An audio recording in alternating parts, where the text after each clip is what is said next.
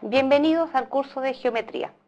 Vamos a ver hoy día todo lo que corresponde a lo que es geometría plana, es decir, lo vamos a separar en 3 módulos. Primero vamos a hablar sobre las figuras que son planas, sus clasificaciones, luego hablaremos de los áreas y perímetros de esta figura, es decir, medidas sobre ella, y después vamos a hablar de los cuerpos geométricos, ya serían figuras con espacio, es decir, por ejemplo, cubos o esferas.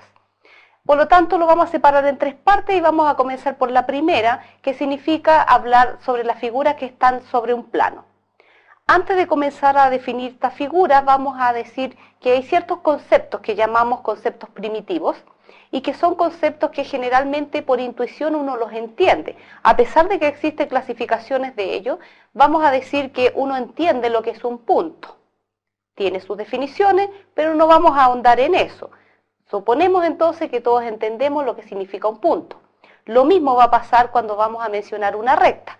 ¿Qué significa una recta? Una línea. Y todos entendemos básicamente lo que es una línea.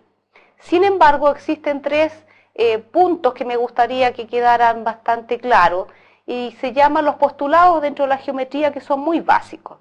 Por ejemplo, en el primer caso, si yo tengo 2 puntos ubicados dentro de un plano, una cosa plana y tengo el punto A, el punto B. En esos 2 puntos vamos a decir que siempre pasa solo una recta. Entre el punto A y el punto B, una sola línea puede atravesar por ahí y sería única. Las líneas las vamos a definir como infinitas hacia la derecha y a la izquierda, por lo tanto siempre los dibujos cuando uno los hace le coloca una flechita tanto a la izquierda como a la derecha, quiere decir que ellas pueden continuar en ambos sentidos. Otra cosa que vamos a dejar también como clara es que cuando tengo 3 puntos que no son colineales, es decir, que no están ubicados en el mismo sentido, no pertenecen a una misma recta. Tengo el punto A, el punto B y el punto C no colineales. En ese caso, siempre pasará por entre esos 3 puntos un plano. De esa manera estamos definiendo entonces una superficie. Y finalmente, si yo intersecto 2 planos, al cruzar 2 planos, siempre va a quedar definida una línea recta en esa intersección, tal como se ve en la figura. Elementos que son de geometría, o vamos a definir ciertas palabras para que uno entienda cuando habla de segmento, línea, rayo, que se parecen pero tienen alguna pequeña diferencia. Por ejemplo, el segmento. El segmento sería la línea que tiene un sentido en ambos lados, es decir, infinita hacia la izquierda, infinita hacia la derecha, y por lo tanto la dibujamos con las 2 flechitas.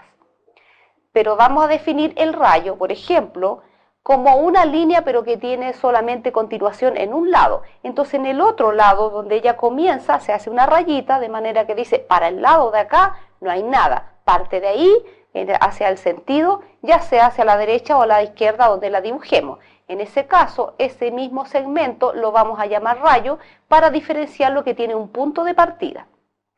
Cuando hablamos de trazo, el trazo estamos diciendo un pedazo de esta línea. Entonces ya no tiene flecha y colocamos un palito para decir que corta, tanto tiene de inicio como tiene un punto de término. Entonces ese se va a llamar un trazo. Y el trazo es un segmento, es un pedazo, es decir, es una parte de una línea, ¿ya?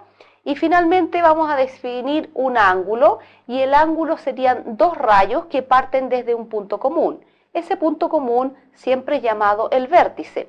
Tiene un punto donde se inicia un segmento, es decir, un rayo, el que tenía solamente continuación para un sentido, y el otro rayo que parte en otro sentido forma una abertura, y esa abertura se mide en grados.